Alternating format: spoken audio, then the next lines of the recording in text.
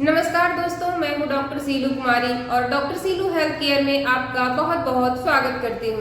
क्या आपको जल्दी थकान हो जाती है? सीढ़ियां चढ़ते ही सांस फूलने की समस्याएं आ रही है, चेहरा पीला रहता है या चक्कर आते हैं? दोस्तों, ये सामान्य कमजोरी नहीं भी हो सकती है। हो सकता है कि आपके शरीर में एनीमिया यानी कि खून की कमी हो गई हो। आज हम एनीमिया की पूरी तरह सरल भाषा में समझेंगे कि एनीमिया होने के क्या कारण होते हैं, क्या लक्षण दिखाई देती है, जांच क्या किया जाता है और उसका होम्योपैथिक में ट्रीटमेंट क्या है। अब मैं आपको बताऊंगी कि एनीमिया क्या है। एनीमिया वह स्थिति है जब शरीर में होमोग्लोबिन की मात्रा सामान्य से कम हो जाती है। होमोग्लोबिन हमारे खून में ऑक्सीजन पहुंचाने का काम करता है और जब होमोग्लोबिन की कमी होती है तो शरीर के अंगों तक पर्याप्त ऑक्सीजन नहीं पहुंचती है और व्यक्ति को कमजोरी फील होता है, थकान महसूस होती है और चक्कर भी आते रहता है। अब मैं आपको बताऊंगी कि एनीमिया होने के मुख्य कारण क्या क्या है। आयरन की कमी सबसे आम कारण है कि हमारे शरीर में आयरन की कमी हो जाती है। खासकर महिलाओं और बच्चों में अत्यधिक मासिक धर्म यानी कि पीरियड के दौरान भी हैवी ब्लीडिंग हो जाती है, उस रीजन से भी एनीमिया का दिक्कत आती है। गर्भावस्था के दौरान पोषण की कमी जैसे कि हरी सब्जियां, दाल, फल कम खाना, इस वजह से भी एनीमिया हो सकती है।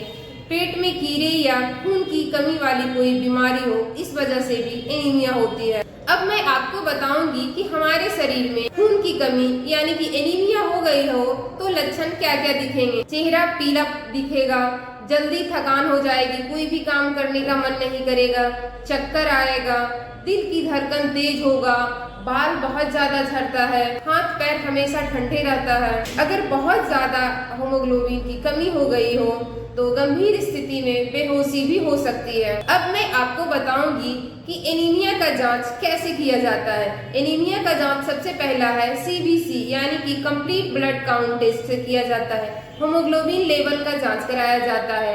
आयरन प्रोफाइल की जांच होती है। महिलाओं और बच्चों को समय समय पर जांच जरूर करानी चाहिए। अब बात करते हैं कि होम्योपैथिक दृष्टिकोण से एनीमिया के लिए क्या है। होम्योपैथिक में एनीमिया का इलाज सिर्फ खून बढ़ाने तक ही सीमित नहीं है, बल्कि शरीर की संपूर्ण कमजोरी को दूर करने पर ध्यान दिया जाता है। कुछ प्रमुख दवाएं हैं जो लक्षण के अनुसार दी जाती है होमोग्लोबिन कम रहने पर, जैसे कि फेरमपोस।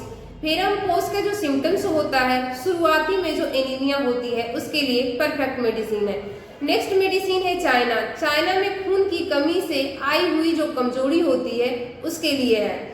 नेक्स्ट मेडिसिन है कैलकेरिया कार्ब। कैलकेरिया कार्ब का जो सिम्टम्स होता है बच्चों और महिलाओं में जो खून की कमी होती है उसके लिए दी जाती है।